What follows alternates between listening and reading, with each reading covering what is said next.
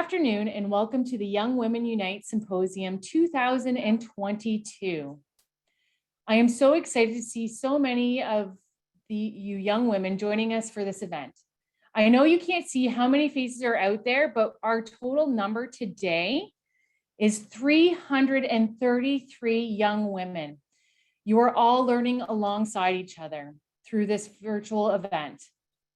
For us as a team, for the Young Women United, it's such an honor and it's awesome to see. And to make it even better, we get to hand out a bunch of awesome prizes again. So here we are, after much planning, we have put together another great event for you. We have the privilege of bringing different leaders in our community into one great event. Today, you will learn about human trafficking, healthy relationships and healthy bodies, and the well-being of young women. And to bring you this information, we have Shelley from Victim Services of Brant, Detective Priscilla Stats from Six Nations Police Service, Kim Squires from Nova Vita, Detective Natalie Lang from the Brantford Police Service, and Kelly Tallon Franklin, the founder and chief executive director of Courage for Freedom.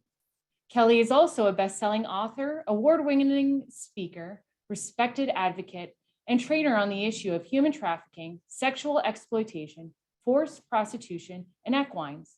And then there's me. I'm Detective Gina Mantle with the Brantford Police Service. So before we get started, I wanted to tell everyone about the guidelines moving forward.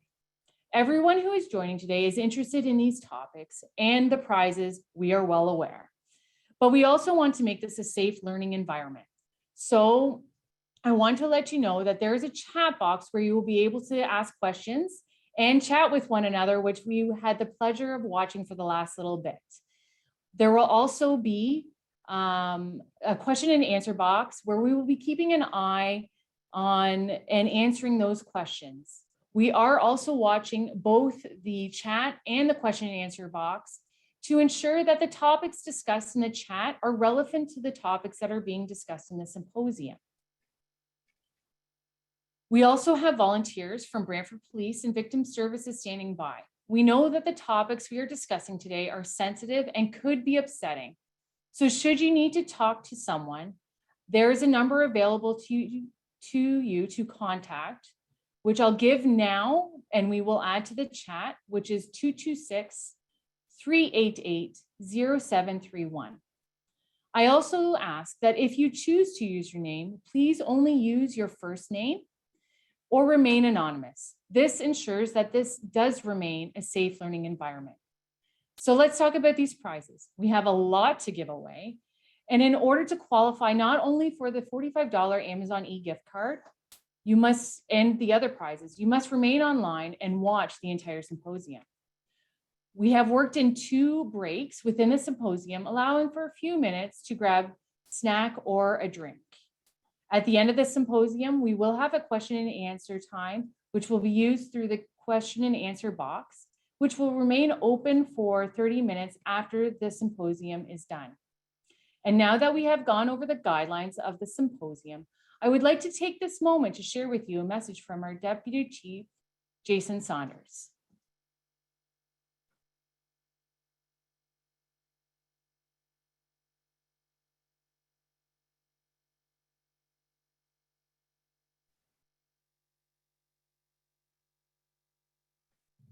Hello, and thank you for joining us this afternoon for the Young Women Unite Symposium.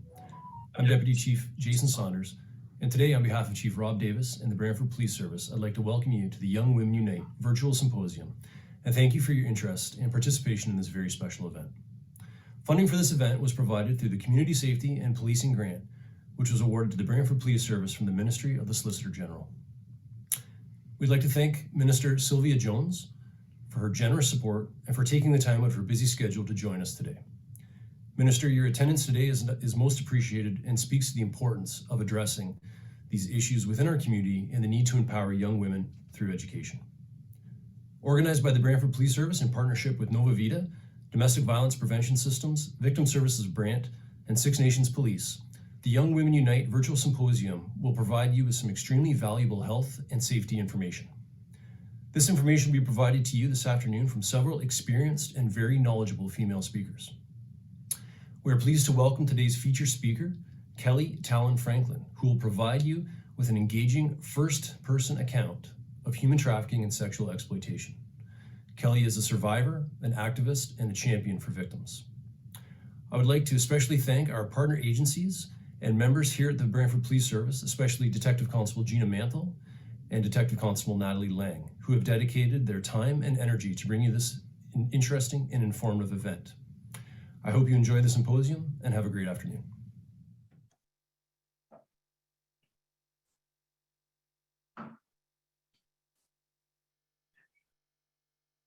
Now it is with great pleasure that I also welcome and introduce the Honorable Sylvia Jones, Solicitor General, for joining us today. We were privileged last year to have her join us, and we are very excited to have her join us again this year. So without any further delay, I welcome the Honorable Sylvia Jones. Well, thank you. Really appreciate the opportunity. You know, I have to start by saying it's been a hard couple of days watching Russia invade the Ukraine. It's watching the videos and watching what's happening, you can sometimes feel helpless. And so I'm pleased to say that our government, your Ontario government, has already committed some financial assistance for humanitarian need, and of course has said we will be welcoming any Ukrainian refugees who wish to settle here in Ontario.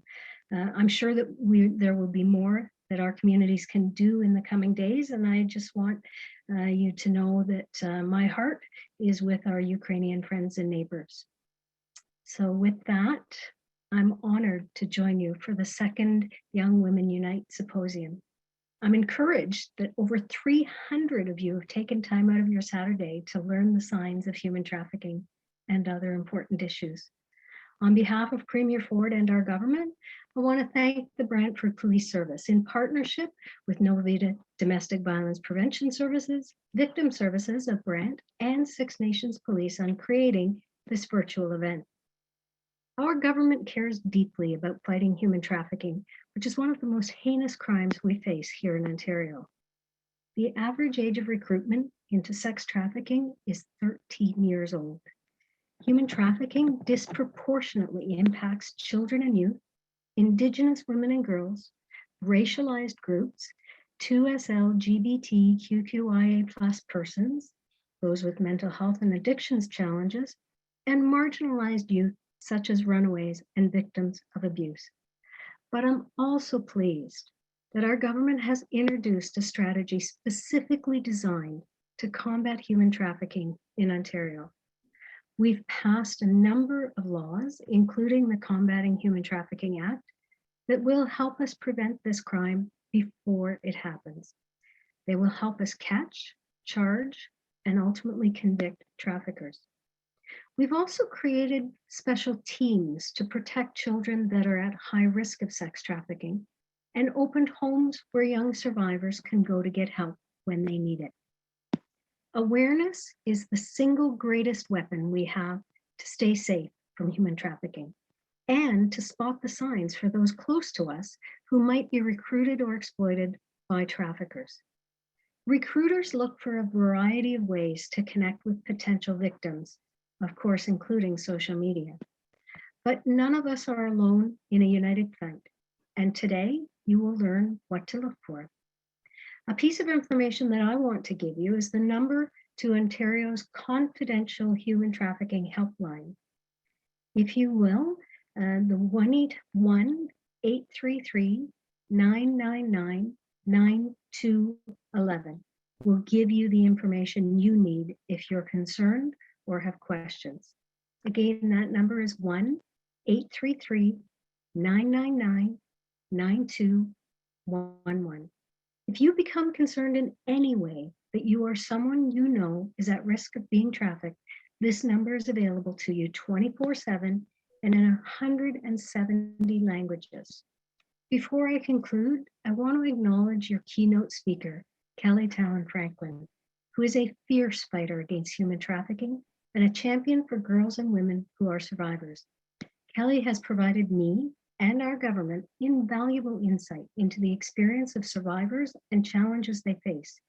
And she's helping governments across the country to prevent and combat human trafficking. She's a wonderful example of the power of women who stand up against crime and share their expertise with others to do the same. Uniting is what today is all about. Uniting as neighbors and friends in the Brantford community, and forming a united front against human trafficking to keep our community safe. It is essential for everyone to learn what human trafficking is, understand the risk factors, identify the warning signs, and know how to get help. Thanks for joining today to build your own awareness. I hope this opportunity shows that you have the power to recognize risks and protect yourself and others from harm. Enjoy the rest of the symposium. Thank you.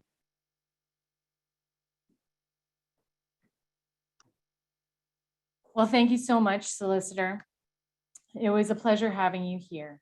So now to get started with our symposium, I am going to start off with inviting Kim Squires to start her presentation. Hi, Kim. Hello. All right, get this going here. Thanks for all your patience today, ladies and gentlemen that are joining us. I know it was a bit of a wait, but thank you for waiting for us. Okay, so I am Kim Squires. I work at Nova Vita here in Brantford, and I work with many survivors and persons with lived experience of domestic violence, human trafficking, and lots of other things that they're working through in their lives. You might see some workshops coming out, but today I'm here to talk to you about healthy relationships. So healthy relationships. Relationships are very important parts of our lives. They comfort us, they help us navigate challenging times, and they can support us to achieve our best. And hopefully they will bring us peace and happiness. And relationships you can have with your friends, with your family, and with your partner, and maybe with coworkers or teammates as well. How do you create a healthy relationship? I'm going to say that there's a few things that are going to be at play in a healthy relationship, and we're going to talk about that being consent, boundaries, different types of intimacy, and knowing the relationship spectrum, so whether that's healthy, unhealthy, or abusive, and knowing about your sexual health. So consent, I'm sure that some of you are familiar with this one, but what is consent? So consent is giving permission. So you giving permission for certain things to happen in your relationships. And how might that look? So when you give consent, you should feel excited about it. You should have agreed with your partner or with your friends or family. And you should know specifics about what's going to happen or about what it is that you're consenting to. You also should be doing it voluntarily and not because you're feeling pressured. And you need to make that decision when you're sober.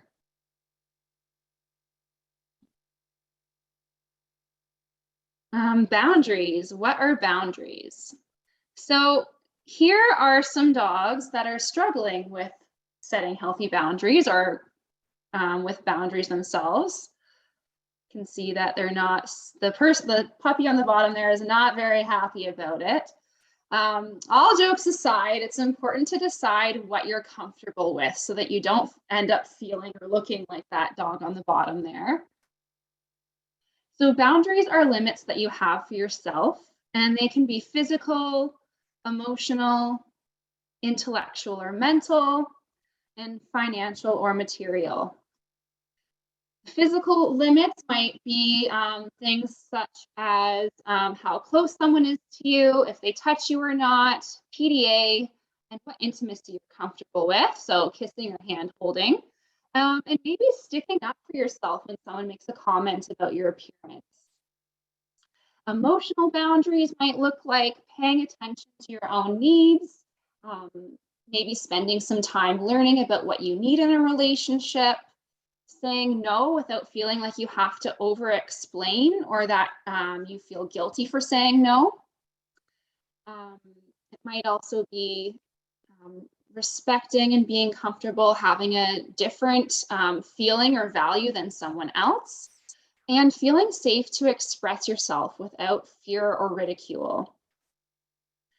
Intellectual and mental limits that you might have are not discussing topics that you're uncomfortable with, or that you are feeling comfortable discussing, maybe your passions. Respecting others' opinions and feeling safe to hold your own beliefs. That's a big one, I think, these days, with a lot of different debates going on. Other limits or boundaries would be financial or material. So that might look like if you allow someone to borrow your things, money that you earn being yours and yours alone, sticking to your budget, and feeling safe in your work environment. And, you know, again, feeling safe in that work environment where you're earning your finances is very important. So there's 4 different types of intimacy to being in a healthy relationship. I think a lot of the times we think of intimacy or, you know, something really important in a relationship being physical attraction. I think someone is hot. But there's actually others as well. Although physical is very important, we have emotional, which is being vulnerable, feeling safe and feeling accepted and understood, as well as mental, which might look like getting to know one another first, sharing your ideas and expressing your thoughts, as well as spiritual. And I think this is one we forget a lot, but feeling spiritually connected to your friends, family, and your partner. Having a spiritual bond and understanding and respecting each other's beliefs. So, when does it get unhealthy or abusive? Consent, boundaries, and building a well-rounded connection is fantastic, but when do we know when it might be going from healthy to abusive? So the most important piece of that, being from healthy, unhealthy to abusive, is the power and control. In an abusive relationship, the person exhibiting the abusive behavior is all about maintaining their power and control over another person. And they might do this by using intimidation, trying to make someone feel afraid by using threats or maybe looks or actions. They might do some name calling, do guilt trips, or trying to embarrass someone. It's a really long list, but the most important thing to remember is how you feel when you're in a relationship. So let's explore that. In an abusive relationship, the abuse is a pattern of behavior. So it's something that happens over and over again through lots of different tactics. And again, it's used to feel and gain control over other people. The most important thing to remember is that you can only control yourself. So you can't change others, and it's not your job to fix your partner if you feel that they're being abusive or it's unhealthy. It is only your job to heal yourself and grow and learn again for yourself. All right, we're going to do a little scenario here. So the scenario is you let your partner know that you are going to your friends tonight. All right, maybe you're having a girls' night. In a healthy relationship, they will tell you, so your partner will tell you to have fun and give you your space and time to go and be with your friends. They might text you asking how it's going, but if you don't answer, they don't get upset because they know that you are focusing on your friends. They actually, in general, encourage you to hang out with your friends, and they also hang out with their friends. And the two of you value your time together, but you also value your time apart. In a healthy relationship, when you tell them that you're going to go hang out with your friends, there's no tension before, during, or afterwards. Now, in an unhealthy relationship, when you tell them, they might seem a little frustrated. They might ask who's going to be there and mention they don't like one or two people. They might text or call you often to check in. And if you don't answer, you might get a few texts in a row. They might ask if they can come too, even though it really was supposed to be a night out on your own. And in an unhealthy relationship, there's going to be a little bit of tension that you see come out when you're with your friends independently. And you might start feeling like you're walking on eggshells when you're in an unhealthy relationship. Now, in an abusive relationship, when you've shared that you're going to your friends, they might tell you that they don't like when you hang out with your friends or with that group of friends. You might feel that you have to ask permission from them to see your friends. And when you're with your friends, they might constantly text you and call you. And after you've seen your friends or gone and done something without them, they might accuse you of cheating on them. So you might find they're really, really jealous when you're spending time alone or without them. And they may try to stop you from hanging out with them, hanging out with your friends or seeing or talking with your friends. And in an abusive relationship, you're going to feel fearful of your partner. Now that might look like fear that they will leave you if you don't, if you go see your friends and you don't follow through with all their wishes, or it could be fear of something bigger happening. So physical abuse, for example, or maybe withdrawing love. And you're going to constantly feel like you're walking on eggshells in an abusive relationship. So if any of this has kind of rung a bell for you, then you can head to loveisrespect.org. It is an amazing website that you can actually take a quiz and find out where you are on the relationship spectrum and if you're in a healthy, unhealthy, or abusive relationship. Okay. What if your friend is in an abusive relationship? So advice I'm going to give you for that is to be supportive still of your friend. Validate their feelings when they're talking about, the abuse going on, that they're not crazy for having the feelings that they do. Try to help them stay connected to positive relationships. So keep inviting them, even if they don't show up all the time. Maybe let them know that you really value time together and try to help them make that work. Very important, do not make their partner the villain.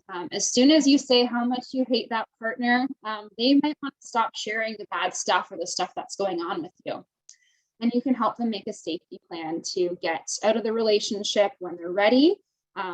Or if they tell you they're feeling unsafe, you can help them connect with others, to maybe an adult or a teacher or something like that, to explain what's going on. So leaving a relationship can be really stressful. And I want you to know that it is okay to leave a relationship when it no longer feels right for you, okay? And you have a right to feel safe when you leave and to feel safe in a relationship. And if you don't, then that's not a great relationship for you to have, okay? Now we're going to talk about some sexual health. So unfortunately, the Brant County Health Unit was not able to be here today because they are helping with COVID right now. So although that they might not be doing their regular programming, while we're talking about sexual health today, if you have a concern, if you have a health card, please go to your family doctor or to a walk-in clinic. And if you don't have a health card, I have put up there the phone number and extension for you to leave a message with a public health nurse, and they can help walk you through where to go if you don't have a health card. You can also ask about your school's public health nurse. With COVID changing so quickly, they might be back in schools, so check with a teacher or your principal or your public health nurse about that, okay? So sexually transmitted infections. This is something that happens when we start becoming intimate, or could happen when we're intimate with our partners. And STIs take all the fun out of sex. So you can see on here that there's many different types of STIs. If you think that you might have one, I don't want you to freak out. You can go see a doctor to get treated as soon as you notice symptoms. And most STIs can be treated right away with medication and might not have long-term effects. But if you wait a long time, that could change, and it could have effects on, say, your fertility or your long-term health. If you've had unprotected sex, I would recommend getting a checkup. just to make sure that you don't have an STI. Okay, now symptoms, what might that look like? So I've listed some symptoms here. Some regular ones might be feeling uncomfortable in your lower area, okay? If you are, then that could be a sign that you should, again, go and get a checkup. But it's important to know that not all STIs have symptoms or signs. So it's a good practice to be tested regularly or before you're intimate with a new sexual partner, or if you're worried that your partner has been intimate with someone else. Okay, how do you prevent them? So the only way to prevent them is by using protection like condoms or dental dams, by you and your partner potentially, and by getting checked regularly before intimacy, or through abstinence if that is the route that you would like to take if you're unsure or any of this is intimidating to you right now. Another, just circling back to healthy relationships, this should be something that, you know, using protection with your partner is something that you should feel open to discussing with them before you're intimate. And if you don't feel comfortable discussing it with your partner for any reason, then it might be wise to be abstinent until you feel you can have a healthy discussion with them about that. Okay. So with all this stuff that I mentioned today, here are some resources if any of this has kind of sparked some interest for you or has brought up a concern. I have some numbers listed here, but ultimately, if you're unsure, you can reach out to Kids Help Phone. The number is listed there, and I can post it in the chat if anyone would like it. You can reach out to me at Nova Vita as well as Victim Services, the Sexual Assault Center. Woodview has great services, or, you know, again, at school through your teacher, guidance counselor, any trusted adult that you have, okay? Thank you so much. Shelly is really excited to go next. And again, if you have any questions following that, feel free to reach out. We are here and we want to help, and we want to help connect you. And if, again, if this brought something up, I work with survivors of trafficking, of sexual violence and of domestic violence. So I would be happy to have a conversation with you, okay? And I'm going to pass it on to Shelly.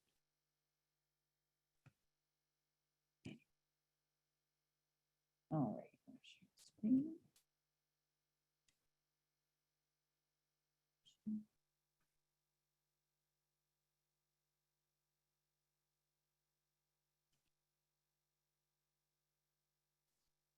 Hi, everyone. My name's Shelly, and I work for Victim Services. I'm going to get organized here. Here we go.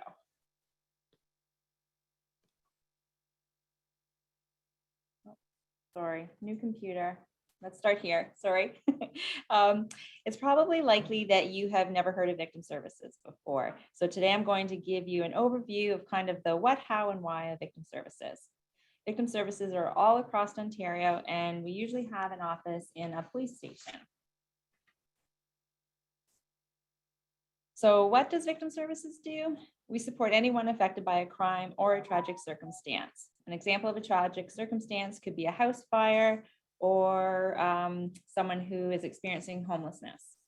Our services are available to anyone, any age. We also have a program that offers services to anyone affected by serious crimes as well. This program is called the Victim Quick Response Program, and I'll explain a little bit more about that as we go along. Today, we are bringing awareness to healthy relationships like Kim have gone over, luring and recruitment of people, and the criminal acts of human trafficking and exploitation. I wanted to share some statistics, keeping in mind that these numbers are based on incidences that have been reported to police. So we know this crime is greatly underreported to police.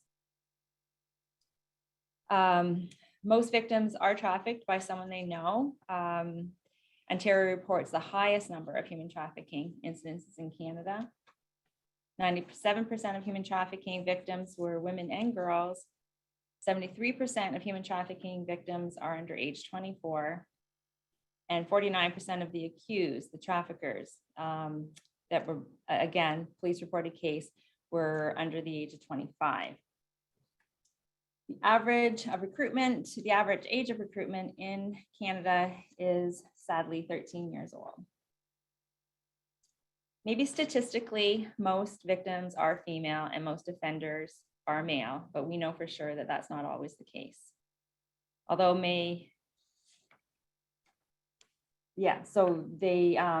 we don't ever want to just get caught up with saying victims are always females or always males, or offenders are always males or always victims. We want to keep in mind that it really affects everyone. A serious crime may be one of these. If you've experienced any of these or have any questions or even concern for a friend, you can phone us anytime.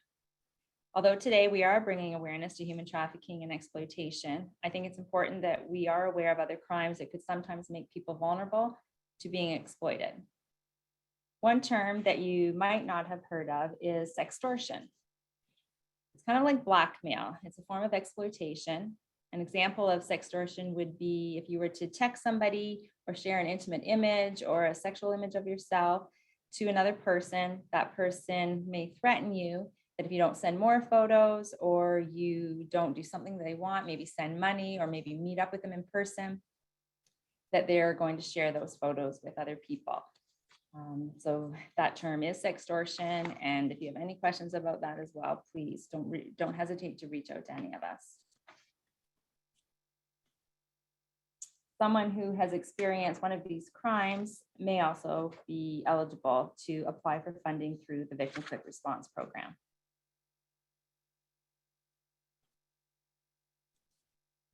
These are some of kind of an example of things that can be covered financially through the Victim Quick Response Program. It is there to help anyone who has experienced a serious crime, like the ones we just talked about. Direct victims may apply for these services, and in some cases, immediate family members and witnesses also. Some of the basic necessities that may be needed for someone who has experienced a serious crime could be meals, transportation to a safe location, and even tattoo removal. Sometimes victims of human trafficking are branded with a tattoo. Some of my colleagues later may talk a little bit more about branding, but that is kind of one thing that comes out when we meet with victims sometimes, that they have experienced being tattooed by their trafficker. Counseling and treatment centers are also available to be applied for. So funding for to visit a counselor in person, or transportation to counseling, or even a treatment center. Why contact victim services? Often when we meet with clients, they will talk to us about their safety concerns. They'll want to learn more about our services and are interested in services within our community, so with other agencies. Victim Services collaborates with a lot of other agencies in our community, and we help connect clients to the agencies of their choice. For clients who are involved in the court process, we also can guide them through that process. We have a court program that runs 7 days a week. When a safety concern or a risk level is determined, we can help with safety planning as well. If a client is interested in discussing their safety concerns with us, we can work with them to help identify risks and assist in developing a safety plan unique for them. All safety plans are individual and they're based on each person's situation. We can discuss the concerns that people have at home, at school or work, or going to and from. And often safety online is another topic that we can talk about. Some safety things that features on your cell phones, on your computers. We can go over those things too.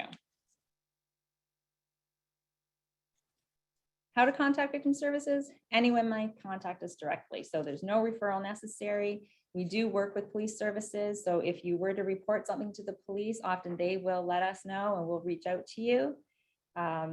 School counselors, principals, teachers are all aware of us, as are doctors and nurses and people at the hospital.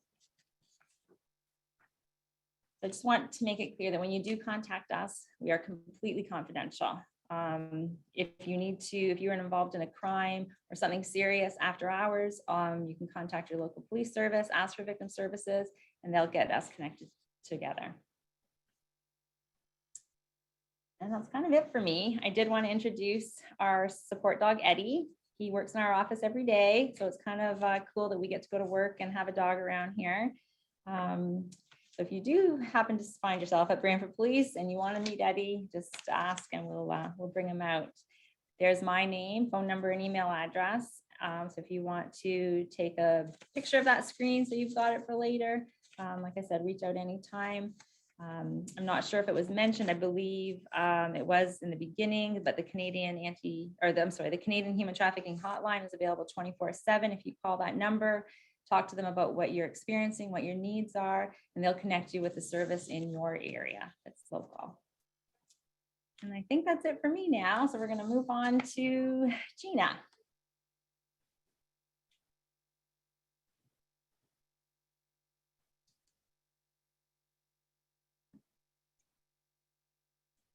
So I'm back.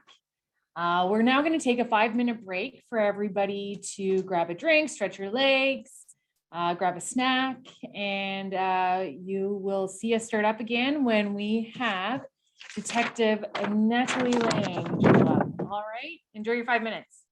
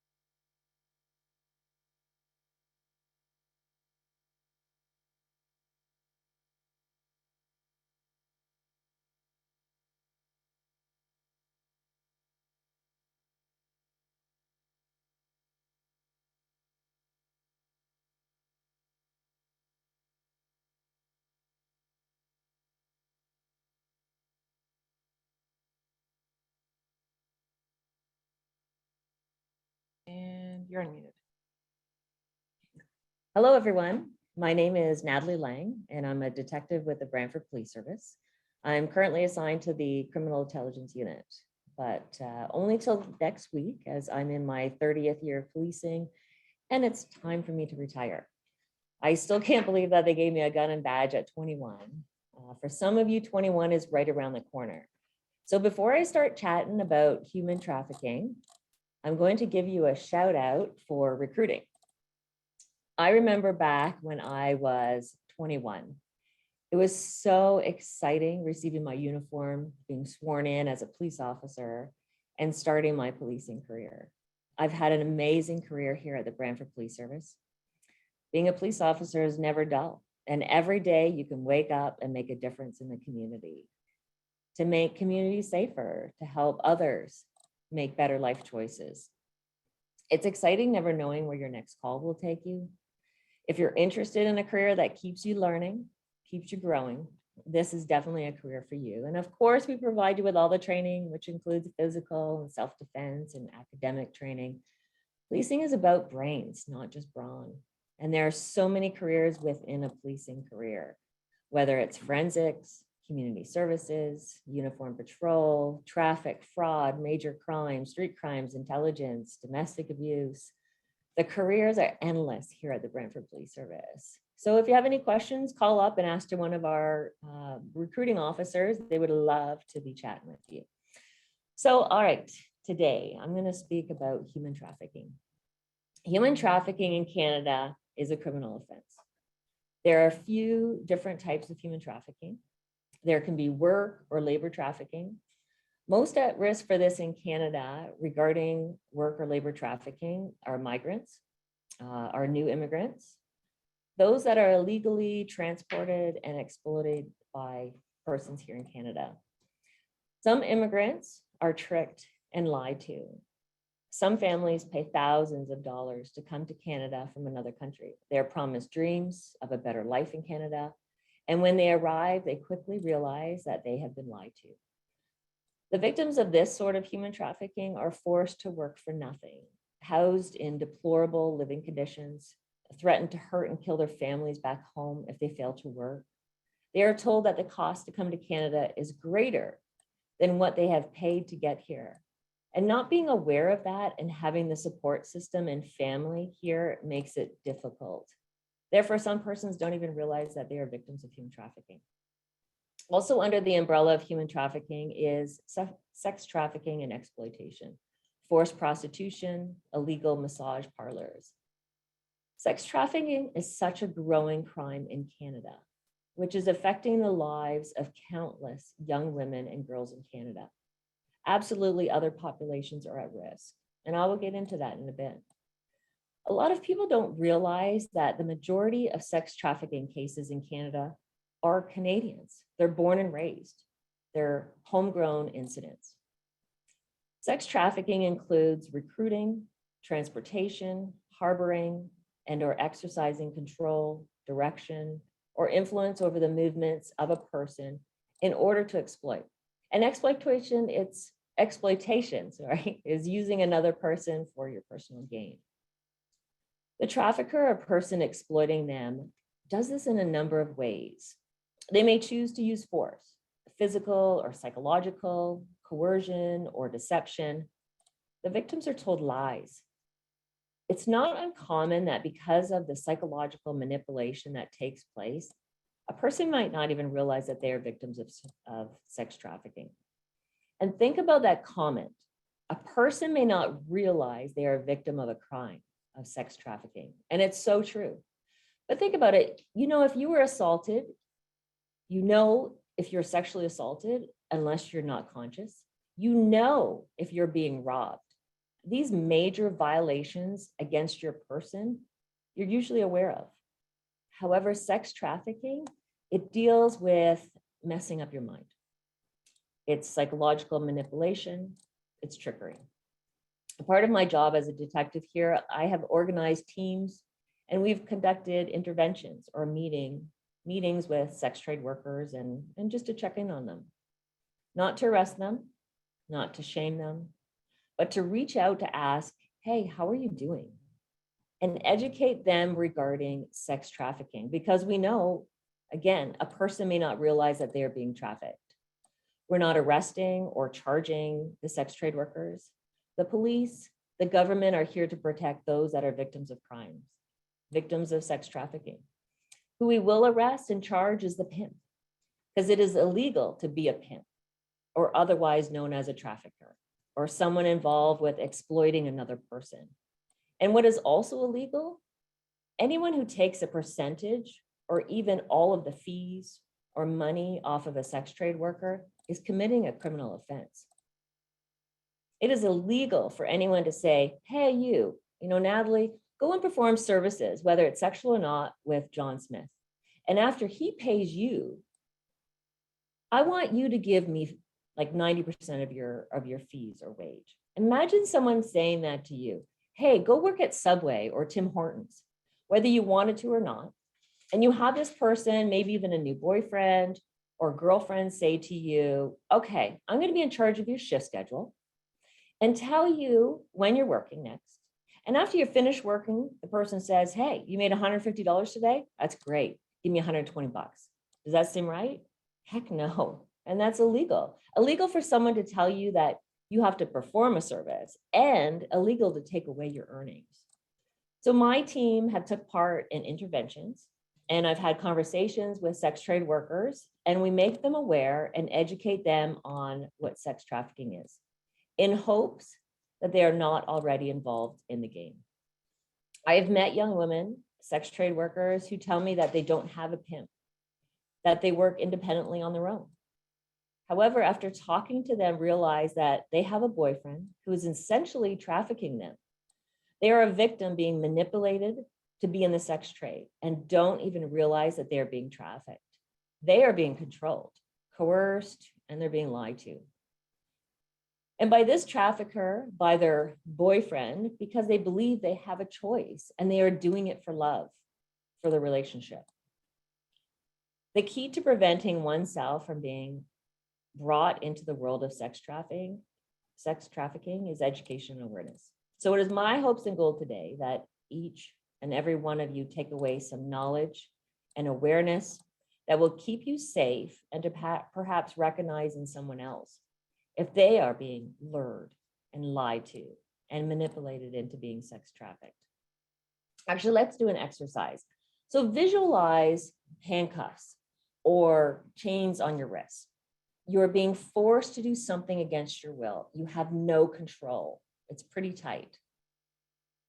Imagine how much this would suck, to say the least. Now visualize that the handcuffs, the chains are invisible. The chains are getting longer. Maybe you can feel that you can't even feel the chains anymore.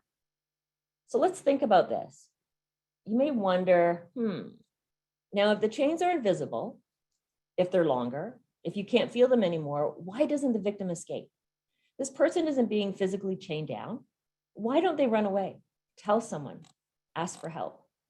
It's because they're manipulated. It's the psychological mindset. They still feel like they're being forced to stay, controlled. The chains are invisible, and their mind may be telling them to stay. They may feel like they have no control. That is how victims of human trafficking are made to feel, that they're not free. We've discussed that someone may not even realize that they're a victim of human trafficking. Victims are tricked and manipulated into thinking they can't run away. They have to perform the sex acts. These traffickers have played games in their heads. These traffickers know everything about them.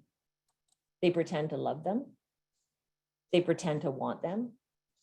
In order for the psychological games to begin, they have found out where their family lives, who their families or who their friends are. They're made to believe if they run, they will be found and will be beaten, be killed. Some are threatened, some are assaulted, sexually or physically. They know what to expect. There's consequences, the wrath.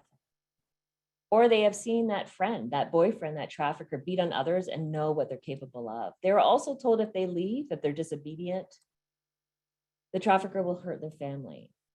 One girl, one victim talked about how her family's cat was threatened. Her trafficker or boyfriend told her he would go and kill her cat. She didn't want her cat killed or her family hurt. So she was subjected to those invisible chains. She didn't realize that there was help out there for her, that we could help her. She was afraid, and it wasn't her fault. The trafficker just knew the right things to say, knew how to keep her so that she could keep making money for him. He didn't care about her. She was the victim, and she was being violated. So right now I'd like to play a little video. It's about 4 minutes long and was produced in partnership with Covenant House in Toronto and the Toronto Police. This is a great dramatization of the game of human trafficking. And I think it is a great video to help understand how this process takes place. So Gina, if you can work your magic.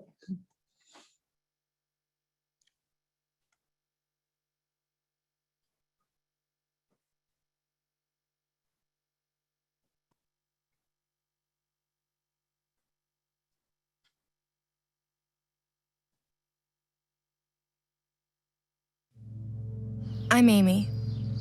I did really well in school. I had a lot of friends, but I really hated the way I looked. I started dating Ryan. He just seemed really interested in me. He gave me a lot of attention. He loved me. He just made me feel really good about myself.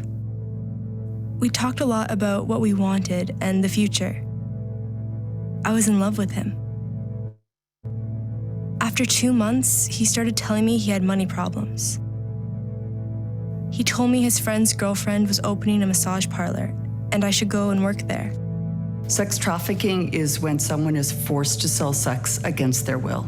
This is happening right under our noses. It could be happening to a girl just like a girl you know. They are lured in public places, schools, malls, and online. All our victims to date have come from Toronto or somewhere else in Canada. The girls that I work with are 16 to 24. I do get calls about girls as young as 12 and 13 years old. They can be an ace student at school, but still not have self-confidence. So that is a common thread with all the girls that I work with. He told me it would only be for a little while. You know, we would make all this money and buy a house. I was working 12 hours a day. I was in so much pain from having sex. The way that they lure the girls is to romance them, compliment them that they're pretty, to buy them nice things, to shower them with attention. Girls, they fall in love with these guys. These guys become their boyfriends at first. I had this total breakdown and I was crying and I told him, I don't know if I could do this, letting these guys be all over me. He was like, you better figure out how to deal with it because I'm not going to be with a girl who isn't giving me money. Typically, one girl could make a pimp about $250,000 a year. And that's just one girl. It's very lucrative. It's as lucrative or even more lucrative than selling firearms or drugs. And I'm hearing conversations like, if we killed her, like we can just bury her somewhere up north and no one will ever find her. I was just so scared. And the thought going through my head is that he really could have killed me. The trafficker imposes lots of rules on the girls, so they're not allowed to eat or sleep without his permission. They're not allowed to go out on their own. Even if they are, he is watching their every move and they know not to go against what he's telling them they have to do. I felt so much shame and guilt. And I still didn't understand that I'd been pimped out. Some of the red flags to look for when you suspect someone might be sex trafficked. The girl has nice, expensive clothing. She's going out and she's not telling you where she's going. Her grades at school might start to slip and her world becomes more and more secretive. She talks about having a boyfriend in her life, but she's not going to introduce that guy to the family. My hope for these girls is they reclaim their lives and go after their dreams and have a good life.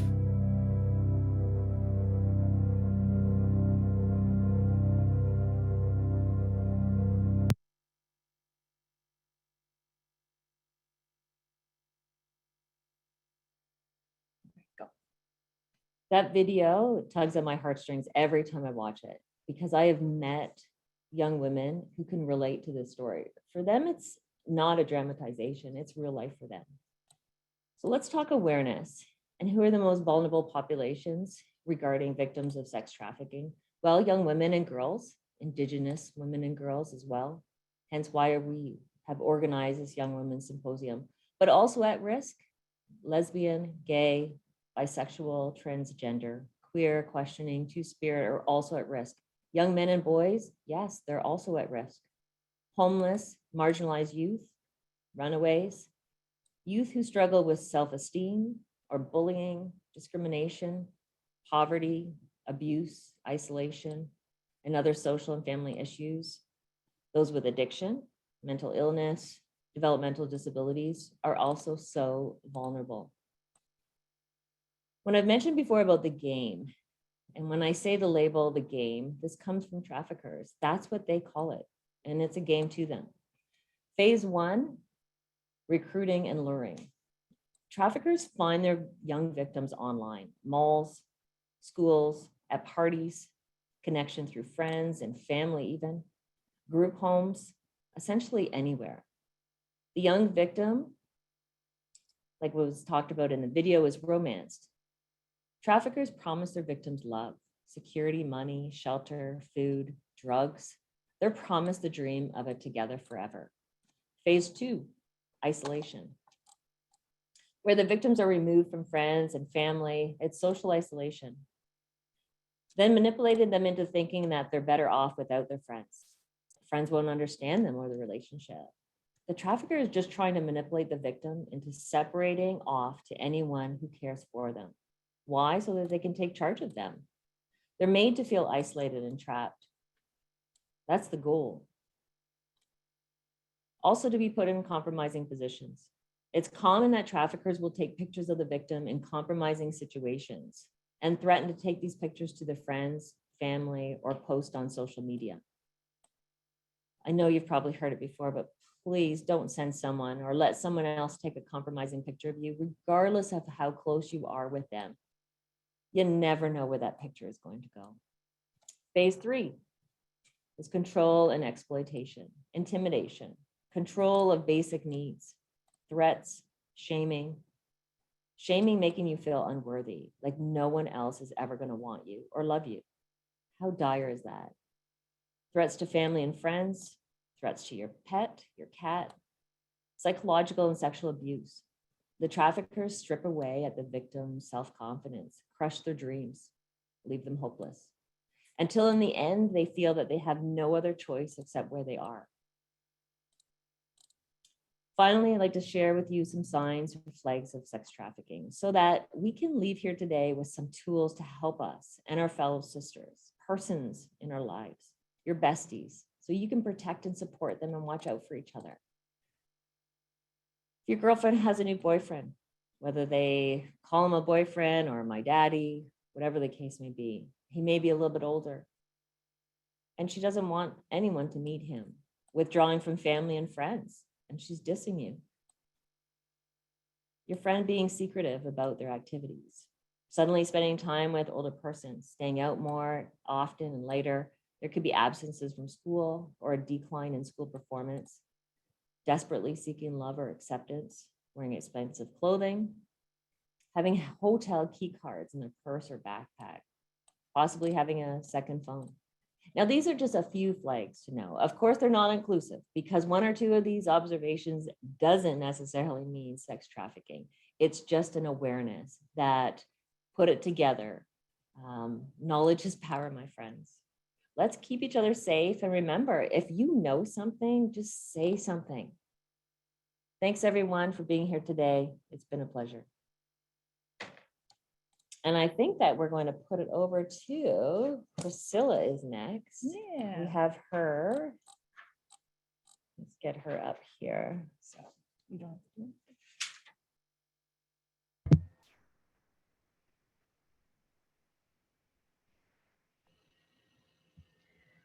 Thank you, Natalie. Good afternoon, everybody. I'm so glad to see so many people have logged on. to participate in this event again this year. I'm just going to try to share my screen here.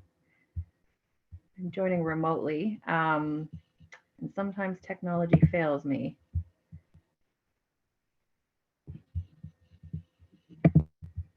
Okay, I think we're good here.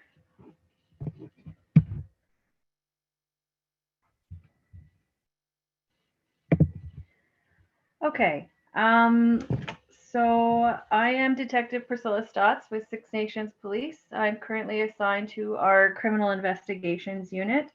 I've been a police officer for 7 years. Before becoming a police officer, I got my bachelor's degree in psychology from the University of Western Ontario. I worked in shelters and anti-violence against women programs for 10 years before I became a probation officer and now police. And I just want to say thank you to Natalie for your 30 years of service. I can only hope that I can make it to even close to the number of years you've put in. So today I just wanted to talk about some of the things I've seen over the last year. I participated in last year's symposium. And since last year's symposium, Six Nations Police continue to receive reports of incidents involving human trafficking.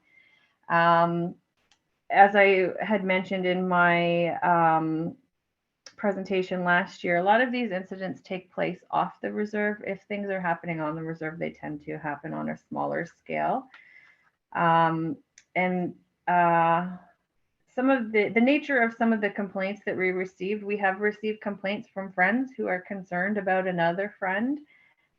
We've received complaints of people viewing online sex ads of people they believe to be community members from Six Nations. And we've also received complaints involving intimate images being distributed without consent.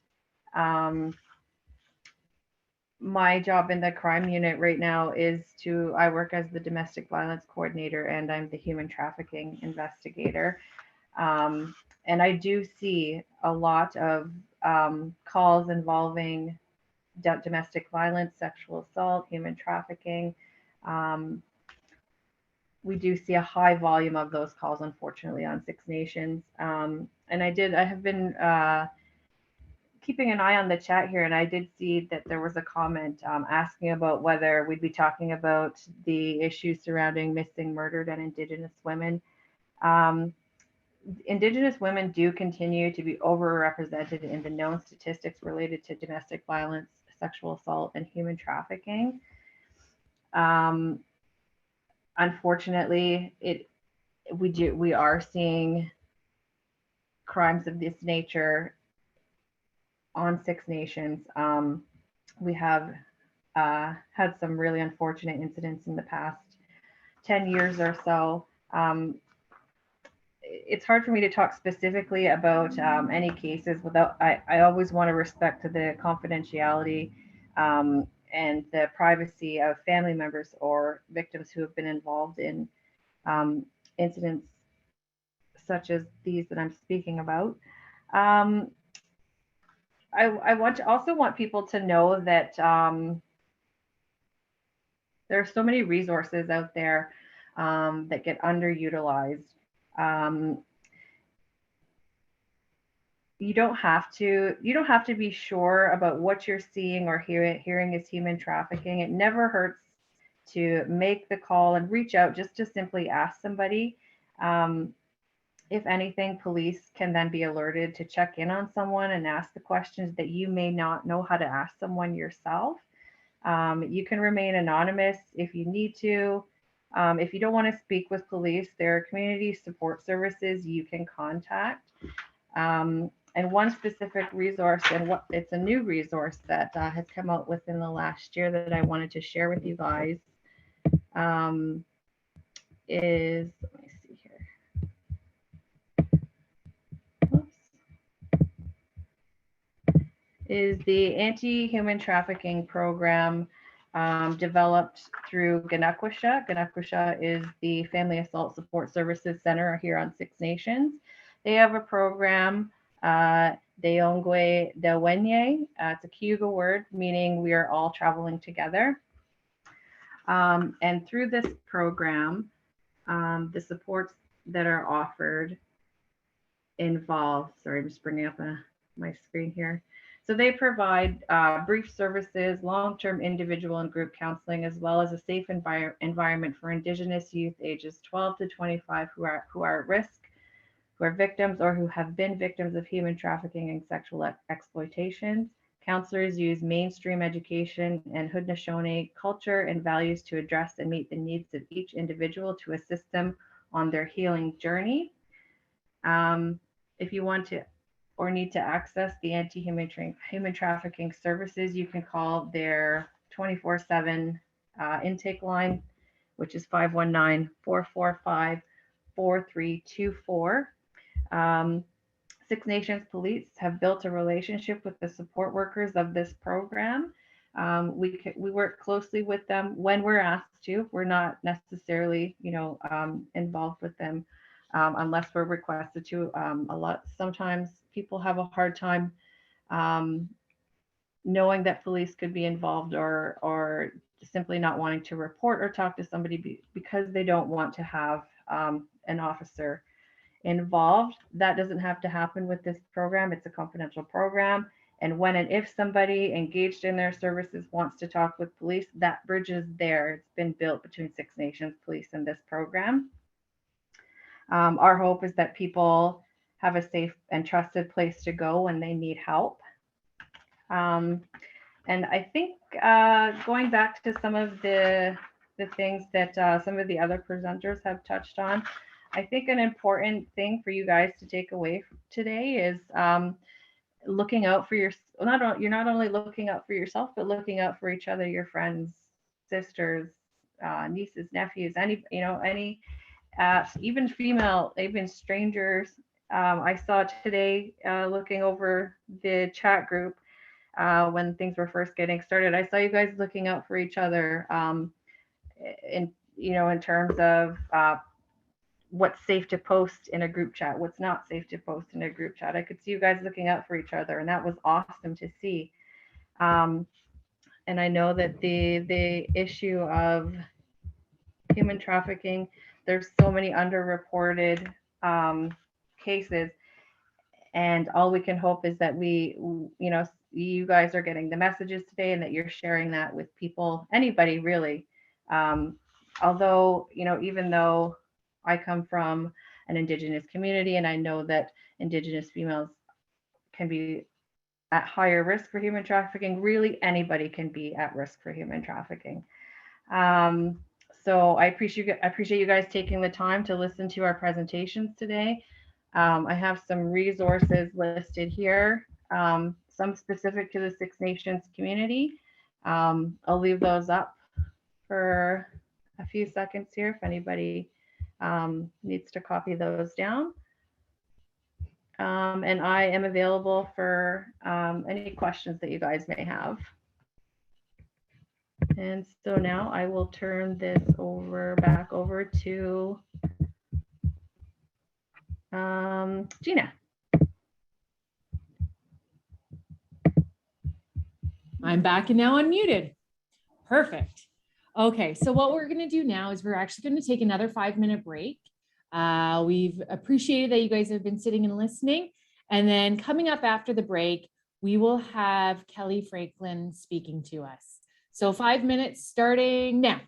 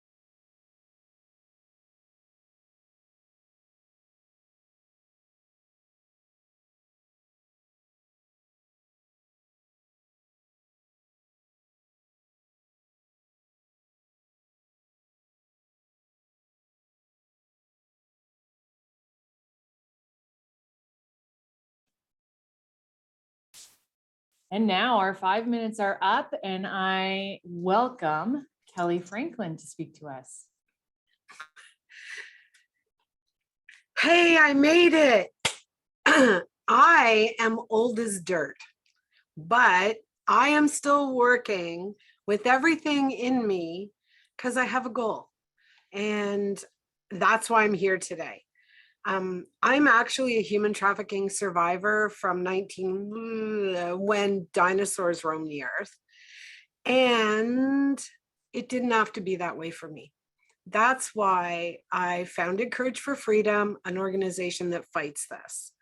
I have the privilege to work with survivors, with those that are in sex trade, with police officers, with politicians, with students, with young people, with old as dirt people like me, and everybody in a myriad of industries. And I've just been really honored to be able to do some crazy good stuff. We have swag, those that work with us, those that hang out with us. This is actually a survivor design logo. It's for what we call Project Maple Leaf. And for anybody that wants, we will send you a Project Maple Leaf sign so you can take a challenge. And my goal that I need you to help me with is to end the buying and selling of girls and boys, our children, in Canada, and let it start in your community. So I could have done a whole bunch of stuff and given you a whole bunch of slides, but I thought the first thing I do is I'm just going to play a 2-minute video that's hot off the hop. It's got lots of drip. It's done by youth, and it was put out by the London Police just February 22nd. Oh my gosh, my host is laughing. Hope you got a bio break. So if I can share screen. Oh, first, I wanted to ask you, if you're an attendee and you're between 13 and 19 years old, I want you to click the raise hand function. This is really going to help the host to understand who's watching and what's going on. And the second thing is, it also lets you click something because I can't see you on the screen. It's actually for your privacy. So I just raised my hand. Look at me, I'm learning things. Okay, so I'm going to share screen. We're going to watch a 2-minute video that was actually put out by a bunch of youth. And then I'm going to come back and I'm going to answer the question about why is this all important? Besides the swag and the gift cards that you're going to get. Okay, there's some more stuff that's important. Okay, hang tight. I'm going to try to screen share. No promises. Oh my gosh, I think we're going to do it. So this is actually my own Twitter account. And we're going to enlarge this and we're going to show you fresh off the hop video, if I can make it big. God bless Zoom.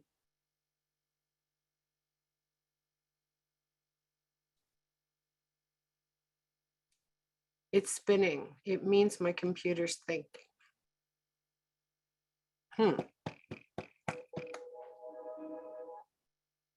Whoa. It was thinking a little too hard, and now we're on my calendar and we got booted out. Okay, I'm going to stop screen sharing. What a teaser that was. I'm going to actually send you the link so you can watch it at home. How's that? I also have the link for some other stuff because, you know, I believe that young people are actually smart. You guys should get a lot more credit for thinking and coming up with some of the solutions. How do I know that? Because since 2013, I've had the opportunity to support and work with over 427 minor age victims of human trafficking. And they are the ones that have created the solutions that I talk to some really amazing people, like our police officers, like victim services, and like even like Honorable Sylvia Jones. She has a really amazing job. She is very important in the justice system, peeps, not just another pretty face. So why is all this important?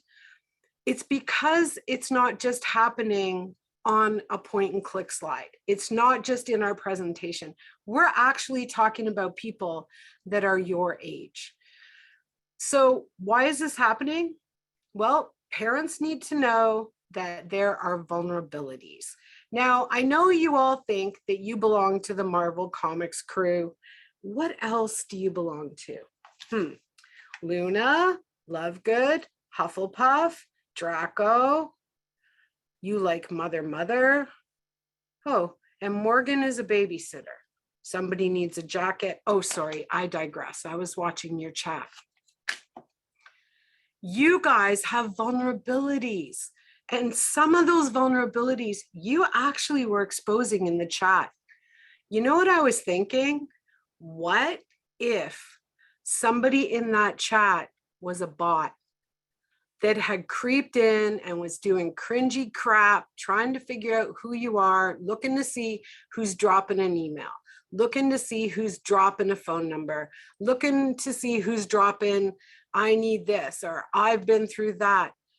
That is where you guys are trusting that everybody there, without eyeballing them, actually has your best interest at heart.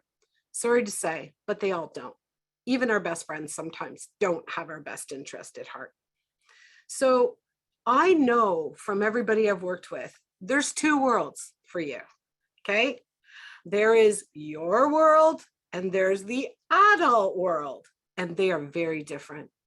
And your job is to successfully get from your world to that adult world. It's called assimilation. And legitimately, it doesn't happen until your brain is finished growing. Don't worry, your head's not going to explode. But inside your brain is not going to finish growing till you're between 24 and 26. And that's why you need adults in your life. Now, I know you might have one set of values and a language like cringy and drip, because swag's an old word, by the way, or 100 is a better word than swag now. Sorry, I still use swag. But we don't often use the same language as adults. We're sorry. So can you educate us when you're talking to us as adults? People, I'm not saying trusted, because you don't know if you can trust an adult. There's some adults that need to earn your trust.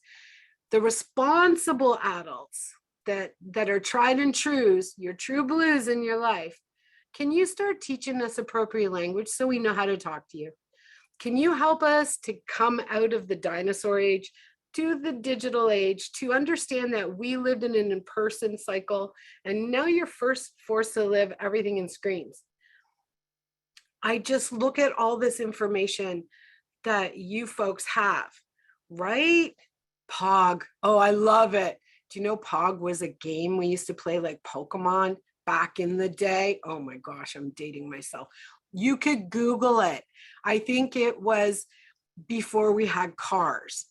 So one of the things I like to do is when I talk to young people is I like to listen. But today I have the mic, so I get to talk. Sorry, captive audience, kids. Consent. We hear this all the time. So instead of say consent, we sound like we're signing court documents. And if we don't understand what consent is, maybe we will be signing court documents some days. But can we just frame it in our heads? Young, smart people, it just means permission.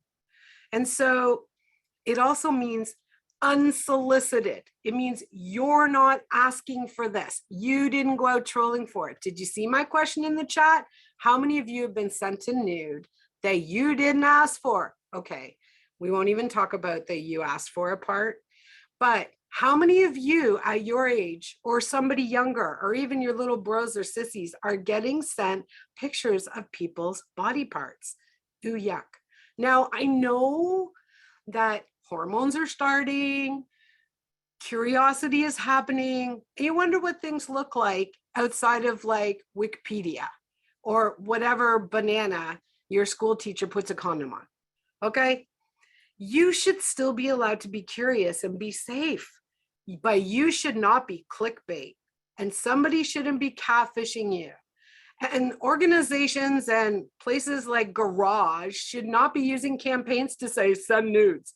Do you know, for me, nude means really bad, saggy pantyhose my mother used to wear, not cool clothes.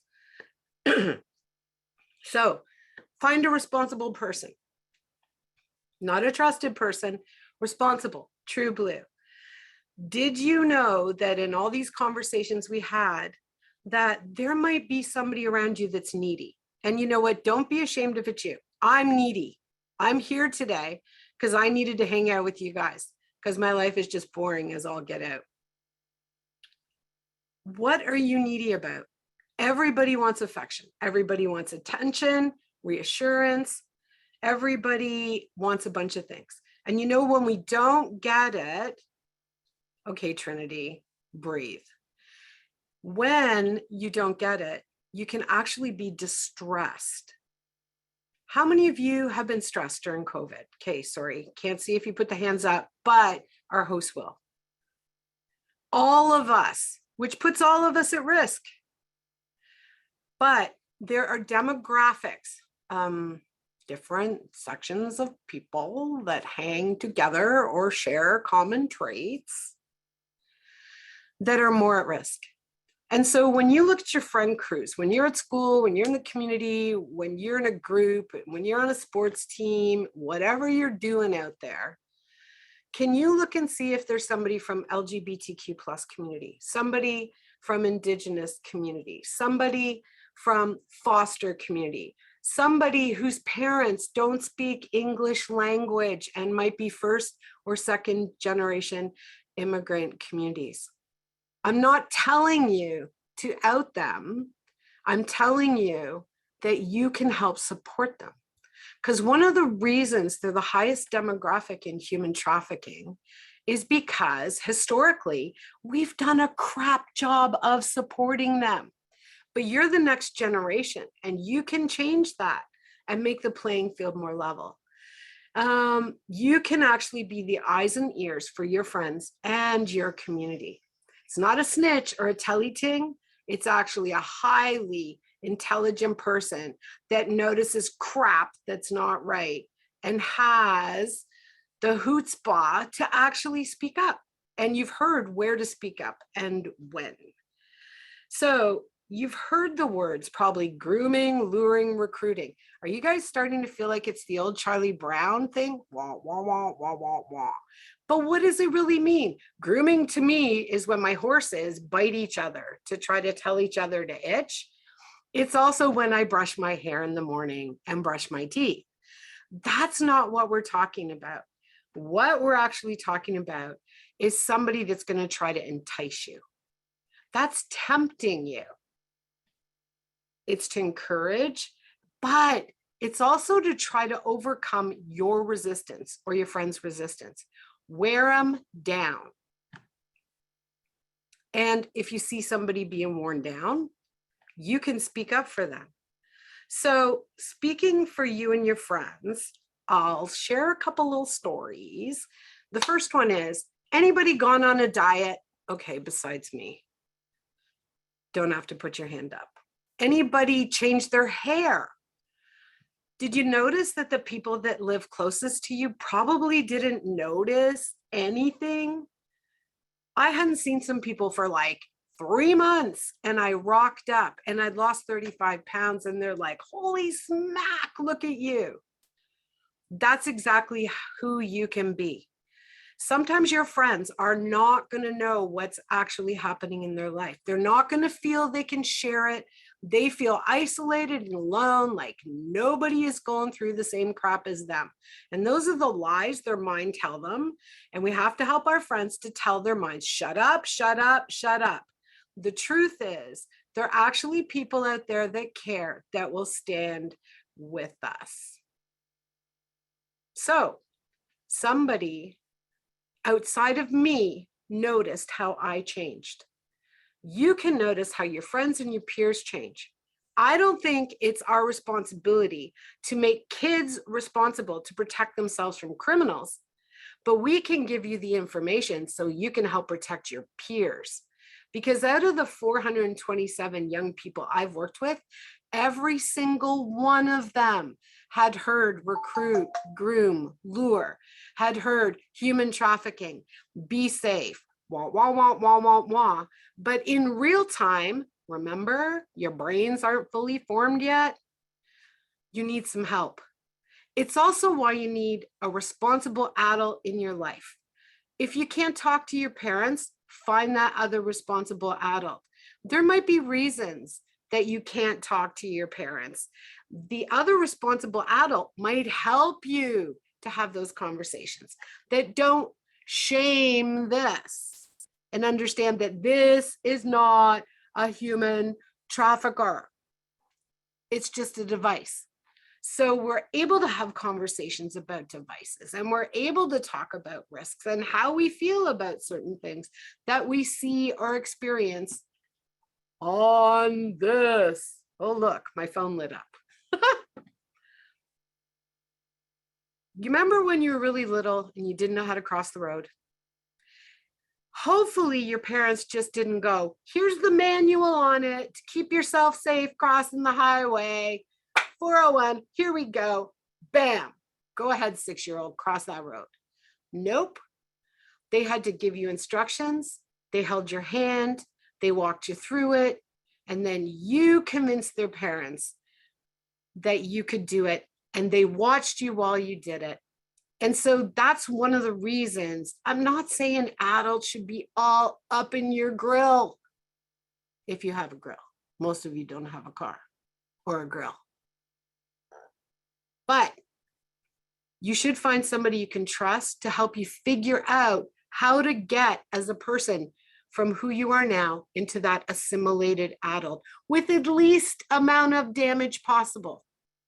For me, being trafficked, you can look up about Kelly Tallon and see at 14 that hanging out with her, she was murdered. I'm left with those scars. I don't want you to have those scars, or any of your friends or anybody anywhere to carry those scars and responsibility that I didn't know how to help her. I didn't know how to help myself. Now I know. I listen to survivors. I hear what they're telling me. I have a big fat mouth that's not quiet. And I go forward and I help police to know what to do, and I help governments, and I help their families and anybody that'll listen until we change this. Because you know what, at 16, choices should not be young people sell and commodify their bodies because it's their right. What is wrong with our heads?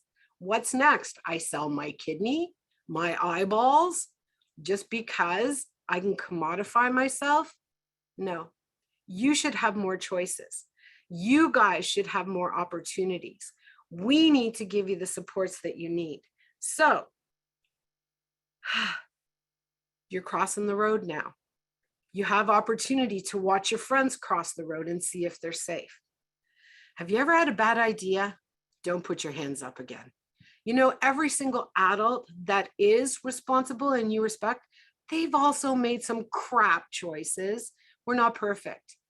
But if you'll allow us the privilege to journey together with you, we will learn from you and you will learn from us not to step in those deep, dark potholes while you're crossing the road, so that you are not only safer. Because, you know, I know when I talk safety, all of you turn your head off like I'm the crossing guard. I don't want you just safe. I want you empowered. Because when you're empowered, no matter what you're facing, you will self-direct your life to make your decisions, challenge your friends, and change the future for the next generation. You actually could be the generation to end the buying and selling of children in the nation of Canada. And if you want that challenge, they're going to drop my email address. And this is the only way I will connect with you. I will send you some swag. I will send you a sign, and I will send you encouragement to take wherever you are, whoever you are, to whoever will listen to you. My email is office, OFFICE, at courageforfreedom.org. My personal cell phone to text that is confidential is 519-870-2292. If you want to work together and be part of the solution to do this across the nation, I need to hear from you. In the meantime, I'm going to finish out with 2 stories that I have permission to tell, because these young people actually wrote in our book, Courage for Freedom. The first one I'm going to talk about actually is from Down Your Way in Your Community. And for anonymity, we'll call her Olivia. She was 12 years old and came from a really good home. And she wasn't prepared to stand up to what a criminal would eventually do to recruit and lure, as we've heard today. I'm not going to revisit how that happens. Through a comedy of errors and misunderstandings, somebody got access to this girl and would just take her away from school for an hour or two. So even her family didn't know she was missing. She was taught to lie. All the things we heard about threats, they happened to her. And what happened eventually is she got pulled in deeper and deeper. And believe me, they took almost 2 years to do this. And after 2 years, she was so brainwashed because she had needs and they'd worn down her resistance. She didn't have anybody noticing what was happening with the ability to call a hotline, to talk to a responsible adult. And she was trafficked full on. She was sent around the province in what we call the corridor. And it's not just across the 401. You need to know that all the little towns and hamlets, and if you live in the suburbs, that's the feeder fish community, because those that are traffickers, that are pimps and madams, or call themselves boyfriends or girlfriends or couples, your mom and pop or your daddy or your business manager, they have access to you through social media. And believe me, they're criminals, and they're going to find a way to get a hook into you, to hear what's important to you, to hear what you need to hear from them. And then they're going to take the time to manipulate you and pull you as far away as possible from anybody that could potentially stop you from being exploited by them. So at 13 and a half, this young girl was finally identified and found again. But by this time, she was in a bad condition. And so she got help. And she actually went to court and put 3 traffickers in jail. The problem was, by the time they got to court, they'd already done a lot of time served. And within, I think, 3 to 4 months, they were back out on the street again after 18 months at a trial. And so she sat at home trying to heal. Everybody tried to get her all the help that she could get. But nobody knew the silent suffering for not only her, but think about this, people. You know, we've come a long way in mental health. Young people are talking about their anxiety. They're talking about being bipolar. They're talking about all kinds of things, and then celebrating on socials by going to goat yoga. But we're not hearing from those that are survivors of human trafficking and sexual exploitation. Woohoo, 8 weeks since I was bought and sold for sex.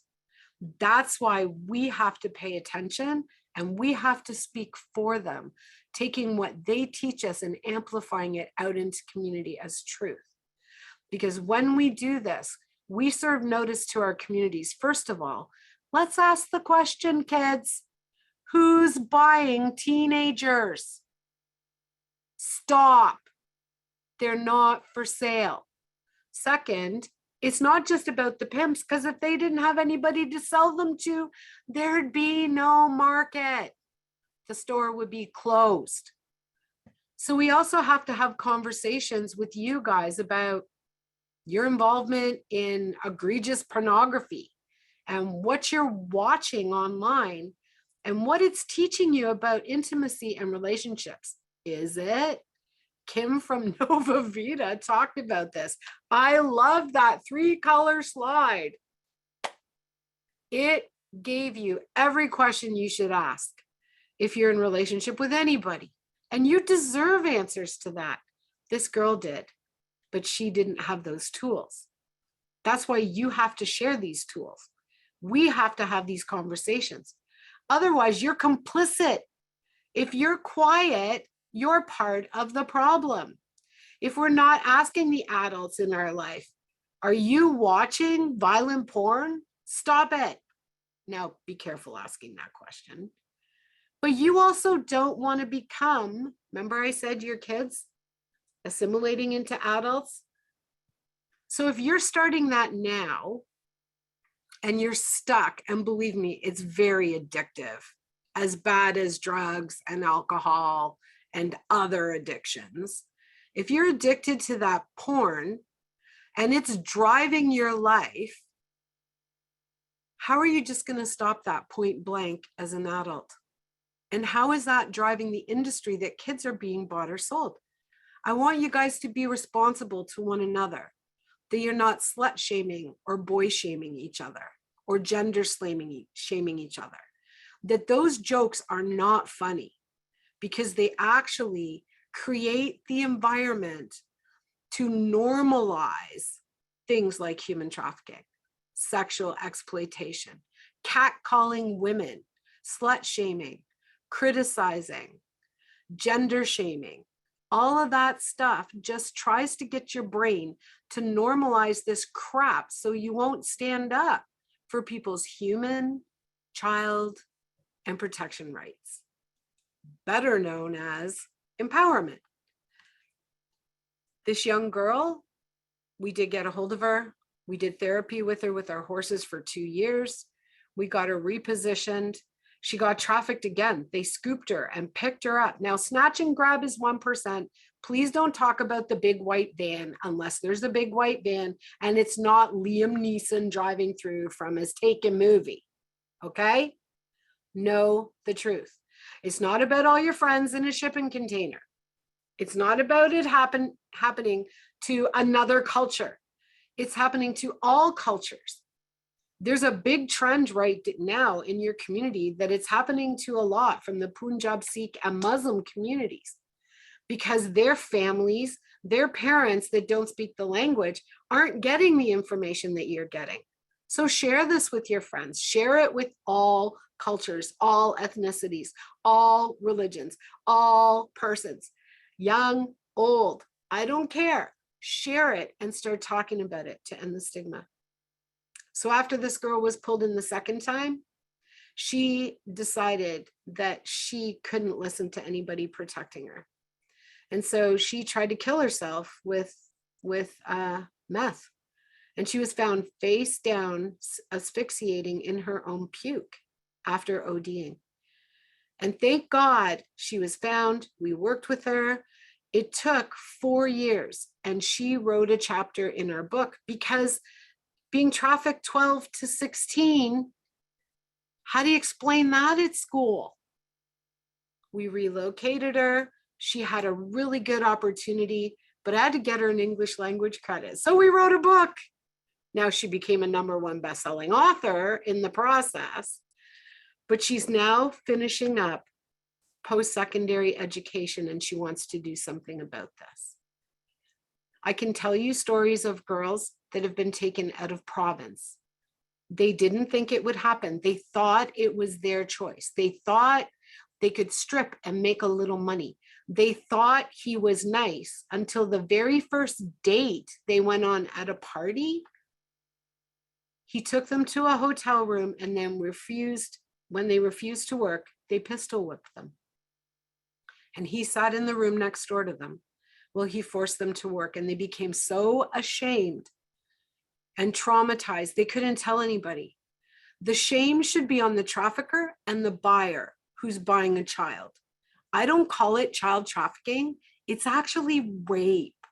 Because you know what? Nobody under 18 can actually consent to commercialized sex acts under the law. You should know that.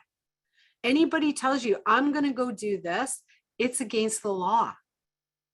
You cannot sell your body as a young person in a commercialized sex act. That is to protect you till your brain's fully formed. You know how to cross the street, speak up for everybody else, and change stuff in your nation. Because one day you're going to be old as dirt, and I'm going to need somebody in my seat that's going to speak up for those survivors that can't. Please reach out to us and be part of the solution.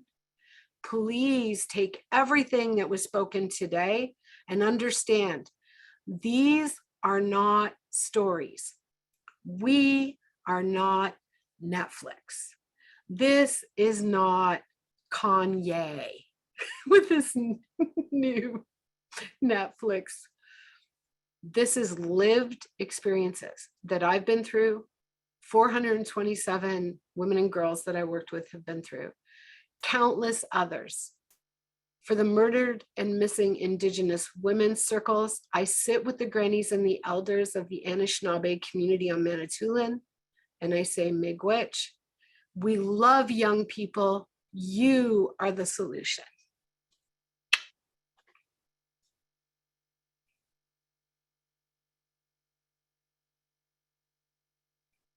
I'm done. Thank you so much, Ken. Oh my goodness. My mind is blown right now. I thought I'm not doing slides. You're amazing, Kelly. Anyways, we appreciate everybody who's come out today. I'm just gonna mute you for a second, Kelly. Sorry. Oh, you are muted. Oh, My phone's blowing up. hang on. Mute. Hang tight, kids. I'll come off video too. It's just slow. No worries. Okay, here we go. So we are at the end of our symposium. And now that we're at the end, I'm sure you're all wondering how you're going to get your prizes, your e-gift card, and those post-secondary bursaries. We will be reaching out to you to obtain your legal name and contact information. For those of you who won the AirPods, we had 20 to give away. You will also be contacted that you were a winner with the email that you signed up with. And then you'll be given a pickup time at the Brantford Police Service. Excuse me, pardon me. And for everyone else, we have made getting your gift cards obviously easier because now we're just going to be emailing them to you.